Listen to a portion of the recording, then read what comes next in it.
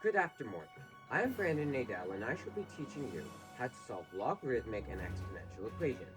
An exponential equation is a function in the form y equals a number to the power of x.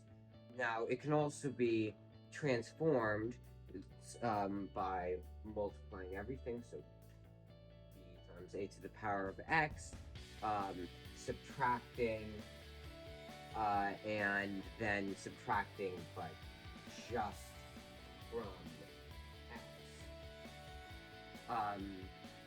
Now, when the absolute value of the number put to the power of x is greater than 1, the function is exponential growth. When it is less, it is exponential decay. A logarithmic function is the opposite of the function. It is written in the form y equals log base b of x. And that means that b to the power of y is equal to x. This means that this can also be transformed in multiple ways. When a logarithm is written without a base, the base is 10. Sometimes a logarithm is written as ln. This is called a natural logarithm, which means that the base is Euler's number, roughly 2.71. Now let's take a look at this problem.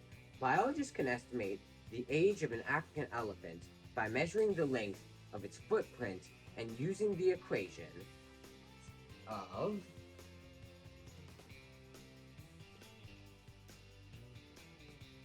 L equals 45 minus 25.7 that's Euler's number, to the power of negative 0.09 times a, where L is the length of the footprint and a is the age.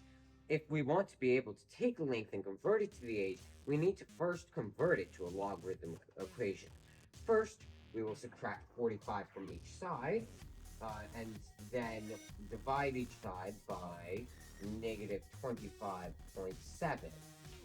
So that will give us L minus 45 all over negative 25.7 equals e to the power of negative 0.09a. Multiply each side by negative 1,000 over 9. We can now convert it to a logarithm. The equation is now the natural logarithm of L minus 45 over negative 25.7 is equal to negative 0.09a. Now we can multiply each side by negative 1,000 over 9 to get the final equation, which is that the age is equal to negative 1,000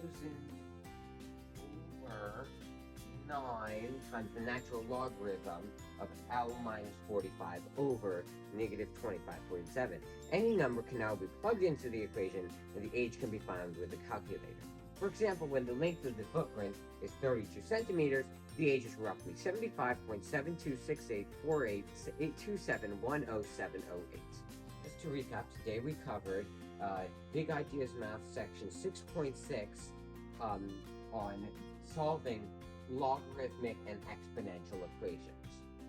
Hi, my name is Jonathan Shiel, and today I will be covering Big Ideas Math, Algebra 2, Section 3.2, and I will be answering the question, what are subsets of complex numbers? Now, the first overarching term essentially is complex numbers itself. Now, complex numbers are things such as 2 plus 3i, or other things that combine real numbers and imaginary numbers. Now, imaginary numbers, what are they? So, there's complex numbers on the top, in basically a tree of definitions, and then there's imaginary numbers and real numbers. But for now, let's just talk about imaginary numbers. Now, imaginary numbers are anything that uses the term I, such as 6i, 2i, negative 5i, or anything with I. Now, I is the square root of negative 1. Now, the reason that -1 has a value or a letter such as I instead of, say, an actual numerical value, because the square root of -1 is not a number. The square root of -1 is a imaginary number, so mathematicians use the letter I to denote the square root of -1. Now, the next thing in that tree is real numbers. Now, real numbers can be anything except for imaginary numbers. Now, real numbers can be stuff like 23, -12, 5/2, pi, which is 3.14, and so on. Now, the next thing below real numbers, it kind of splits off into two there. It's rational numbers and irrational numbers. Now, rational numbers are anything that can be expressed as a fraction. That includes whole numbers, because over 1 is a fraction. It just can't be over 0. So 5 is a rational number, 5/2 is a rational number, and -2/4 is a rational number as well. Now, the next thing is irrational numbers. Now, irrational numbers, of course, are things that can't be expressed in fraction form, such as square roots. So that can be the square root of 2, square root of 3, square root of 5, and so on. Now, below rational numbers are integers. Now, integers are any number. So it can be -5, -9, 9, 10, 100, anything like that. Now, below integers is whole numbers. Now, whole numbers are anything from 0 onward. 0, 1, 2, 3, 4, 5, 6, 7, 8, 9, 10, and so forth. Now, below whole numbers, and last but certainly not least, is natural numbers. Now, natural numbers, much like whole numbers, include everything going on, except it doesn't include 0. So natural numbers is just 1 and onwards, so it's greater than or equals to 1, basically.